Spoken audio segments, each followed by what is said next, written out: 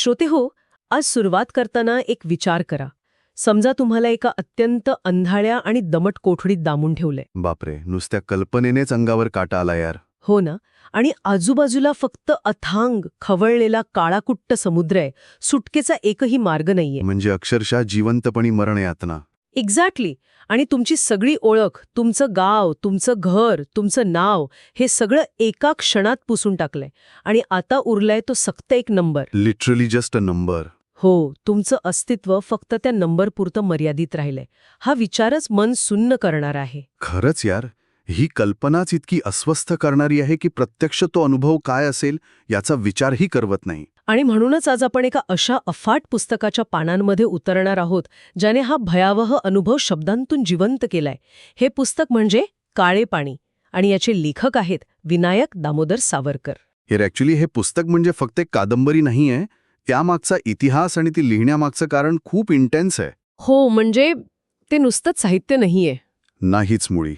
कसं आहे, 1934 मध्ये सावरकरांच्या माझी जन्मठेप या आत्मचरित्रावर तत्कालीन ब्रिटिश सरकारने बंदी घातली होती. कारण त्यात सगळं उघडं करून सांगितलं होतं. बरोबर. सरकारला वाटलं की हे पुस्तक बॅन केलं की अंदमानचं भयानक वास्तव आणि तिथले अत्याचार जगासमोर येणार नाहीत. पण इथून पुढे जो विचार झाला तो थक्क करणार आहे. म्हणजे सत्य लोकांपर्यंत पोहोचवण्यासाठी त्यांनी वेगळा मार्ग काढला. एक्झॅक्टली. सत्य तर लोकांपर्यंत पोचायलाच हवं या हेतूने त्यांनी 1937 मध्ये कादंबरीचा मार्ग निवडला. शायला हा स्ट्रॅटेजिक माइंडसेट खूप भारी आहे. हो ना. काळे पाणी ही कादंबरी लिहून त्यांनी सेन्सरशिपला जो बायपास केलाय ना, तो खरोखरच एका हुशार माणसाचा उत्तम नमुना आहे. आणि कादंबरीच्या माध्यमातून त्यांनी जे वास्तव मांडलंय ते इतकं रॉ आणि रिअल आहे की वाचताना आपण थेट त्या काळात पोहोचतो. अगदी बरोबर. आणि आज आपण ह्याच गहिऱ्या विषयावर एकदम सविस्तर गप्पा मारणार आहोत. सो श्रोते हो, हातात चहाचा कप घ्या आणि आमच्यासोबत या डीप डाईव्हमध्ये सामील व्हा, कारण आजचा विषय खरंच खूप मोठा आहे. नक्कीच. यार, या पुस्तकाची सुरुवातच बघ कशी होते. तो मठातला सीन ना. हो. एकीकडे मथुरेतील महंत योगानंदांच्या मठातला तो एकदम शांत आणि भक्तीने भारलेला भजनाचा रंग असतो. आणि तिथून कथानक आपल्याला थेट अलाहाबादच्या तुरुंगात घेऊन जातं. ओ माय गॉड, लिटरली रडायलाच आलं मला तो भाग वाचताना. तो जो कॉन्ट्रास्ट आहे ना, तोच मुळात खूप धक्कादायक आहे. एकदम शांततेतून थेट भयानक वास्तवात. आणि मग तिथून तो भयानक प्रवास सुरू होतो अंदमानच्या सेल्युलर जेलकडे. हो. आणि त्या प्रवासात मालती आणि किशन यांचा जो अकल्पित दुरावा होतो. बापरे, तो प्रसंग वाचताना एका क्षणात माणसाचं आयुष्य कसं पालटून जातं ह्याची जाणीव होते. मालतीसारख्या निष्पाप मुलीला ज्या भयानक परिस्थितीला सामोरं जावं लागतं ते वाचून मन खरंच सुन्न होतं. आणि हे सगळं समजून घेताना काळ्या पाण्याची शिक्षा म्हणजे त्या काळी नक्की काय होतं हे समजून घेणं खूप महत्वाचं आहे. हो, त्यामागचं लॉजिक आणि हिस्टॉरिकल पर्स्पेक्टिव्ह पाहिला पाहिजे. कारण आज आपण सहज विमानाने परदेशात जातो, पण त्या काळी समुद्र ओलांडणे म्हणजे थेट धर्मभ्रष्ट होणे मानलं जायचं. बरोबर. म्हणजे ती फक्त एक शारीरिक शिक्षा नव्हती, तर तो कायमचा सामाजिक मृत्यू होता. सोशल ऑस्ट्रसायझेशन. एक्झॅक्टली. एकदा का तो काळा समुद्र ओलांडला की जात गेली, धर्म गेला, समाज गेला. माणूस जिवंतपणेच लोकांसाठी मेला जमा झाला. हा जो माइंडसेट होता त्या काळी तो किती भयंकर होता. या शिक्षेची भीती शारीरिक यातनांपेक्षा या मानसिक आणि सामाजिक बहिष्काराची जास्त होती. सजा ए काळे पाणी हा शब्दच मुळी थरकाप उडवणारा होता. अरे, हे एक्झॅक्टली एखाद्या मोठ्या डिस्प्लेसमेंट सारखं आहे. म्हणजे कसं? हे बघ, आपण जेव्हा शिक्षणासाठी किंवा नोकरीसाठी साताऱ्यासारख्या ठिकाणाहून पुण्यात आलो तेव्हा सुरुवातीला घराची किती ओढ लागायची. हो यार. आईची आठवण, घरचं ते काळं तिखट, तो आपला परिसर, सगळं मिस व्हायचं. सो रिलेटेबल यार. पण इथे आपण कधीही एसटी पकडून परत जाऊ शकतो, हा दिलासा असतो आपल्याला. तो एक आधार असतो मनात. पण विचार कर, अंदमानात पाठवलेल्या त्या कैद्यांची अवस्था काय असेल. त्यांना तर माहिती होतं की आता परतीचे दोर कायमचे कापले गेलेत. सिरियसली, ही घराची ओढ त्यांच्यासाठी हजारोपट भयानक होती. नेक्स्ट लेव्हल ट्रॉमा होता तो. पण माणसाची जुळवून घेण्याची प्रवृत्ती किती भारी असते बघ. म्हणजे ते कैदी एकत्र आले तो भाग. हो. नवीन शहरात आल्यावर जशी अनोळखी माणसं एकत्र येऊन हॉस्टेलवर एक नवीन कुटुंब बनवतात, एकमेकांना सांभाळतात, तशीच काहीशी परिस्थिती त्या अंदमानातल्या कैद्यांची होती. वेगवेगळ्या प्रांतातून आणि वेगवेगळ्या जातीधर्मातून आलेले ते लोक होते. पण तिथे गेल्यावर त्यांच्यातली ती सगळी कृत्रिम बंधनं गळून पडली. त्यांनी तिथे एकत्र येऊन एक नवी संस्कृती उभी केली. ब्रदरहुड ऑफ द सेल ज्याला म्हणतात ना, तो प्रकार तिथे पाहायला मिळतो. आणि इथेच आपण या पुस्तकातल्या एका अत्यंत महत्वाच्या संकल्पनेकडे वळतो. मला सगळ्यात जास्त भावलेला भाग म्हणजे सावरकरांची जलदुर्ग थिअरी.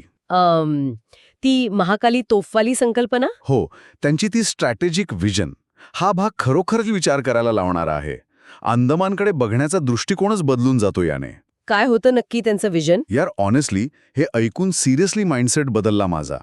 ब्रिटिश सरकारने अंदमानकडे फक्त एक कचराकुंडी किंवा तुरुंग म्हणून पाहिलं, जिथे ते भारताभरातल्या राजकीय कैद्यांना आणि गुन्हेगारांना डंप करू शकतील, असं ना? बरोबर. पण सावरकरांनी त्या बेटांकडे कसं पाहिलं?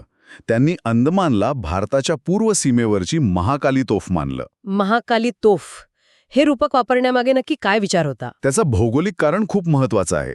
जर आपण नकाशा पाहिला तर अंदमान आणि निकोबार बेटे ही हिंदी महासागराच्या आणि बंगालच्या उपसागराच्या अगदी मोक्याच्या ठिकाणी आहेत. हो, भारताच्या पूर्व किनारपट्टीपासून खूप जवळ आहेत. त्यांचं म्हणणं होतं की हे बेट म्हणजे आपल्या देशाचं पोलादी कवच आहे. भविष्यात कधीही पूर्वेकडून भारतावर नाविक किंवा हवाई हल्ला झाला तर अंदमान हा आपला पहिला डिफेन्स लाईन असला पाहिजे. जो अंदमानवर नियंत्रण ठेवेल तो पूर्ण पूर्व किनारपट्टीवर नियंत्रण ठेवेल. एक्झॅक्टली. त्यांनी तेव्हाच भाकीत करून ठेवलं होतं की हे बेट भविष्यातील एरोड्रोम म्हणजे लढाऊ वैमानिक तळ बनेल. क्या बात आहे. 100 वर्षांपूर्वी तुरुंगाच्या काळकोठडीत बसून जिथे उद्याच्या जगण्याची शाश्वती नाही, तिथे एका माणसाने देशाच्या भविष्यातील भौगोलिक सुरक्षेचा एवढा मोठा विचार करावा. This is basically pure strategic genius. आणि जसा त्यांनी देशाच्या सुरक्षेचा विचार केला तसाच त्यांनी समाजाच्या अंतर्गत सुरक्षेचाही विचार केलाय. हो, आणि तो धागा थेट सोशल डिकंडिशनिंग म्हणजे जातीभेद निर्मूलनाशी जोडला जातो. हा विषय या कादंबरीच्या अगदी गाभ्याशी आहे. मगाशी आपण ज्या ब्रदरहुड ऑफ द सेलबद्दल बोललो त्याचाच हा पुढचा भाग. अंदमानात सगळ्या जाती धर्माचे लोक एकत्र राहिले. तिथे कोणी उच्च नव्हता, कोणी नीच नव्हता, सगळे फक्त कैदी होते. एकाच रांगेत बसून जेवणं, एकाच भांड्यातलं पाणी पिणं, यामुळे रोटीबंदी आणि बेटीबंदी ही जी समाजाला लागलेली कीड होती ती तिथे आपोआप तुटली. सावरकरांनी तिथे शुद्धी चळवळीच्या माध्यमातून कशी एक नवी समतेवर आधारित संस्कृती घडवली हे वाचताना समाजाच्या मानसिकतेत कसे बदल घडवता येतात याचं उत्तम उदाहरण मिळतं. म्हणजे काळ्या पाण्याच्या शिक्षेने ज्याला लोक धर्मभ्रष्ट होणं मानायचे त्याच शिक्षेने खऱ्या अर्थाने जातीपातीची जुनी जळमटं साफ केली. ॲब्सल्युटली. तो एक मोठा गेम चेंजर होता. अरे थांबा, गप्पांच्या ओघात एक महत्वाची गोष्ट आठवली. काय झालं? तुम्ही अजून सबस्क्राईब नाही केलं अक्षरवारीला, आत्ताच करा. दर आठवड्याला नवीन भाग येतो, नोटिफिकेशन ऑन ठेवा म्हणजे एकही एपिसोड मिस होणार नाही. सिरियसली श्रोते हो, एकदम फ्री आहे हे. नक्की सबस्क्राईब करा. तर आपण कुठे होतो? मानवी समाजाच्या पलीकडे जाऊन त्यांनी तिथे जे निसर्गाचं आणि आदिवासींचं निरीक्षण केले ना, ते खरोखरच थक्क करणार आहे. The tribal ecology.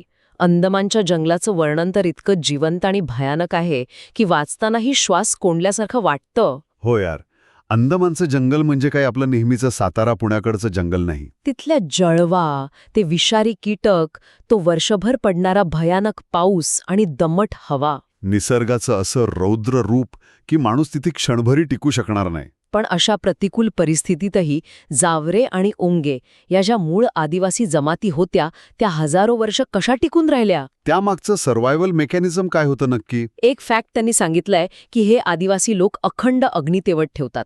अखंड अग्नी म्हणजे ती आग कधीच विझू देत नाहीत?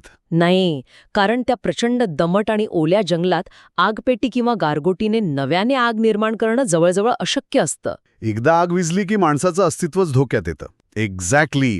त्यामुळे ते पिढ्यानपिढ्या ती आग जतन करून ठेवतात. बापरे, म्हणजे ती आग त्यांच्या जगण्याचा मुख्य आधार आहे. हो, आणि इथे लेखकाने एक भन्नाट कनेक्ट लावलाय. ते या आदिवासींच्या अखंड अग्नीची तुलना थेट हिंदूंच्या अग्निहोत्राशी करतात. वाव, म्हणजे जो वैदिक संस्कृतीचा एक अत्यंत पवित्र आणि महत्वाचा पाया मानला जातो तोच निसर्गाशी जुळवून घेण्याचा नियम या आदिवासींनीही पाळलाय. हे कनेक्शन दाखवून ते तथाकथित उच्च आणि नीच संस्कृतींमधला भेद कसा पुसून टाकतात हे रिमार्केबल आहे. निसर्गासमोर सगळेच समान आहेत. खरंच, निसर्गाशी नाळ जोडलेली असली की माणसाच्या जगण्याची धडपड सगळीकडे सारखीच असते. आणि याच जगण्याच्या धडपडीवरून या पुस्तकातला एक अत्यंत सखोल आणि तात्विक विचार समोर येतो. कोणता विचार? मूर्छा अवस्था, द मर्चा थिअरी. हा सिद्धांत तो खूपच डीप आहे आणि तो पूर्णपणे माइंडसेट बदलून टाकतो. हो, सावरकर म्हणतात की तत्कालीन हिंदू राष्ट्र हे मेलेलं नाही, तर ते केवळ मूर्छा अवस्थेत आहे. म्हणजे फेंटिंग अवस्थेत आहे. बरोबर. परकीय आक्रमणे आणि गुलामगिरीमुळे ते तात्पुरतं बेशुद्ध पडलंय. मृत्यू आणि मूर्छा या दोन पूर्णपणे वेगळ्या अवस्था आहेत. मृत्यू म्हणजे कायमचा शेवट, पण मूर्छा आलेल्या माणसाला योग्य उपचार करून पुन्हा शुद्धीवर आणता येतं. एक्झॅक्टली. आणि ह्या राष्ट्राला जागं करण्यासाठी ते कशाचा संदर्भ देतात? 1857च्या स्वातंत्र्य लढ्यातील अप्पाजींसारख्या वीरांचा. अप्पाजी, ते पात्र किती इन्स्पायरिंग आहे यार. सावरकर म्हणतात की ह्या अंदमानच्या भूमीत अशा अनेक हुतात्म्यांची आणि क्रांतिकारकांची राख मिसळलेली आहे. ही राख म्हणजे संपलेलं अस्तित्व नाही, तर ती भविष्यातील नव्या विक्रमादित्यांना जन्म देणारं खत आहे. ही मूर्छा अवस्था झटकून हे राष्ट्र पुन्हा उभं राहील, हा जो ज्वलंत आशावाद त्यांनी त्या काळकोठडीत, जिथे आशेचा एक किरणही नव्हता, तिथे टिकवून ठेवला होता, तो विचार खरोखरच अस्वस्थ करणारा आणि प्रेरणादायी आहे. हे सगळं ऐकायला खूप भारी वाटतंय, पण मला एक मुद्दा इथे मांडावासा वाटतो. कोणता? हे सगळं वाचताना मला ऑनेस्टली असं वाटतं की सावरकरांना मुख्यत्वे त्यांचे हे राजकीय विचार, हा मूर्छा सिद्धांत आणि जलदुर्गाची संकल्पनाच लोकांपर्यंत पोहोचवायची होती. हेच त्यांचं मुख्य ध्येय होतं. म्हणजे तुला काय म्हणायचंय नक्की? नाही यार, ऑथरचा पॉइंट वेगळा होता. ही जी किशन आणि मालतीची प्रेमकथा आहे किंवा त्यांचा जो वैयक्तिक संघर्ष आहे, ती फक्त एक निमित्त आहे. निमित्त. हो, इट्स जस्ट अ बॅकड्रॉप. मुख्य गोष्ट हे राजकीय आणि सामाजिक विचार पोहोचवणं हीच होती. कथानक फक्त त्या विचारांना वाहून नेणारं एक वाहन आहे. अरे, काहीतरीच. नीट वाचलं नाहीस तू पुस्तक. काय का असं म्हणतोस तू? अरे, तू या पात्रांच्या खोलीकडे थोडं दुर्लक्ष करतेस असं वाटतंय मला. ओके, सांग तुझं व्हर्जन काय आहे ते. ऐक, तू म्हणतेस प्रेमकथा किंवा पात्रांचा संघर्ष फक्त एक बॅकड्रॉप आहे, पण मला वाटतं की मालती हे पात्रच या कादंबरीचा सर्वात पॉवरफुल भाग आहे. फिमेल एजन्सीचं इतकं भारी उदाहरण त्या काळातल्या साहित्यात क्वचितच पाहायला मिळतं. अच्छा, कसं काय? हे बघ, जेव्हा रफीउद्दीन किंवा गुलाम हसन मालतीचं अपहरण करतो आणि तिच्यावर अत्याचार करतो, तेव्हा ती काय करते? ती परिस्थितीला शरण जात नाही. नाहीच मुळी. त्या काळातील टिपिकल कादंबऱ्यांमधल्या नायिकांसारखी ती रडत बसत नाही. अरे रे, माझं पातिव्रत्य भंगलं, मी आता भ्रष्ट झाले, आता समाजात तोंड कसं दाखवू, असं म्हणून ती आत्महत्या करत नाही. हा, ती स्वतःला विक्टिम मानतच नाही. एक्झॅक्टली. ती रडत न बसता किशनच्या मदतीने अत्यंत थंड डोक्याने प्लॅन करते आणि आपल्यावर अत्याचार करणाऱ्या त्या गुन्हेगाराचा खून करून बदला घेते. हो, ती स्वतःच्या पायावर उभी राहते आणि परिस्थितीशी 2 हात करते. विचार कर, 100 वर्षांपूर्वी उभी केलेली ही कणखर स्त्री आजच्या काळातल्या स्त्रियांसाठी किती मोठी मार्गदर्शक आहे. ती वाईब आणि तिचा तो संघर्ष वाचताना जाणवतं की सावरकरांना फक्त राजकीय विचार मांडायचे नव्हते, तर समाजातील स्त्रीलाही एका नव्या कणखर रूपात उभं करायचं होतं. त्यामुळे हा फक्त एक बॅकड्रॉप नक्कीच नाही असं म्हणायचंय तुला. हो, ती या कथेची एक भक्कम बाजू आहे. ओके, आय ॲडमिट, तुझा पॉइंट एकदम व्हॅलिड आहे यार. मी त्या अँगलनी विचारच नव्हता केला. मालतीचं पात्र खरोखरच त्या काळाच्या खूप पुढचं होतं. ती विक्टिमहुड नाकारते, ही गोष्टच खूप गेम चेंजर आहे. आणि हेच या पुस्तकाचं वैशिष्ट्य आहे. यातली पात्र जरी कादंबरीचा भाग असली तरी ती खऱ्या आयुष्यातल्या लोकांवर आणि खऱ्या अभियोगावर आधारित आहेत. हो, सुरुवातीलाच पुस्तकात उल्लेख आहे की हे एका खऱ्या घटनेवर आधारित आहे. एक्झॅक्टली. आणि इथेच आपण येतो अनसंग हिरोजकडे. इतिहासाचे असे काही दाखले या पुस्तकात दडलेले आहेत जे आपल्याला थक्क करतात. उदाहरणार्थ दाजी काका. दाजी काका, वामन नारायण जोशी ना? हो, दाजी काका हे प्रत्यक्ष आयुष्यातले एक कट्टर क्रांतिकारक होते. जॅक्सन वध प्रकरणात त्यांनाही काळ्या पाण्याची शिक्षा झाली होती. पुस्तकात ज्या भयानक बारी या क्रूर जेलरचा उल्लेख येतो ना, तो बारी खऱ्या आयुष्यातही तितकाच क्रूर होता. तो कैद्यांचा अनन्वित छळ करायचा, त्यांना मानसिक आणि शारीरिकदृष्ट्या तोडण्याचा प्रयत्न करायचा. पण दाजी काकांनी काय केलं माहितीये? काय घडलं होतं नक्की तिथे? एकदा एका शिपायाने दाजींना विनाकारण शिवी दिली. दाजी काका त्यावेळी आजारी होते, खूप अशक्त होते. तरीही त्यांनी त्याला सोडलं नाही? अजिबात नाही. त्यांनी त्या शिपायाच्या मुष्कटात अशी जंगी लावून दिली की त्याचे दातच पडले. चायाला लई भारी.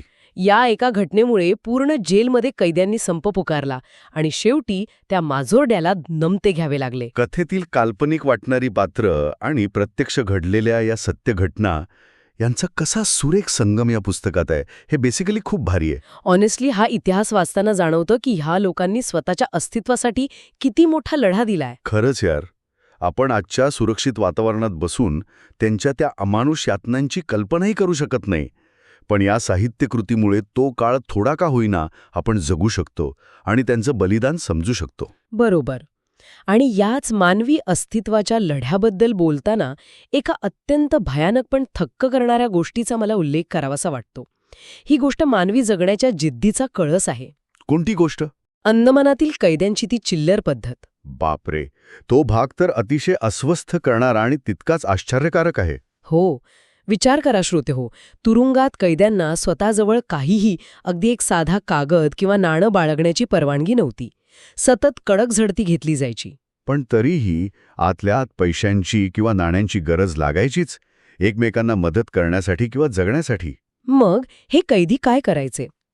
ते स्वतःच्या घशात शिसे आणि काही रसायने वापरून एक कृत्रिम पिशवी तयार करत असत. म्हणजे घशाच्या आतमध्ये चक्क एक पॉकेट बनवायचे, शरीराच्या आत? हो यार, अत्यंत वेदनादायक प्रक्रियेतून ते घशात एक पोकळी निर्माण करायचे आणि त्यात ते नाणी किंवा छोट्या वस्तू लपवून ठेवायचे, जेणेकरून चेकिंग करताना पोलिसांना किंवा बारीच्या माणसांना ते कधी सापडू नये.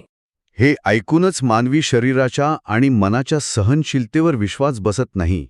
मानवी अस्तित्वाची आणि जगण्याची जिद्द किती टोकाची असू शकते याचं यापेक्षा दुसरं कोणतं उदाहरण असेल? त्या अंधाऱ्या कोठडीत, खवळलेल्या समुद्राच्या मध्यभागी, समाजातून बहिष्कृत होऊन फक्त एक नंबर म्हणून जगतानाही माणसाची जगण्याची आणि परिस्थितीवर मात करण्याची ही धडपड. सर्वस्व हिरावलं गेलं असतानाही आतल्या आत स्वतःचं असं एक जग, एक छिल्लर जपून ठेवण्याची ही वृत्ती. ॲब्सोल्युटली.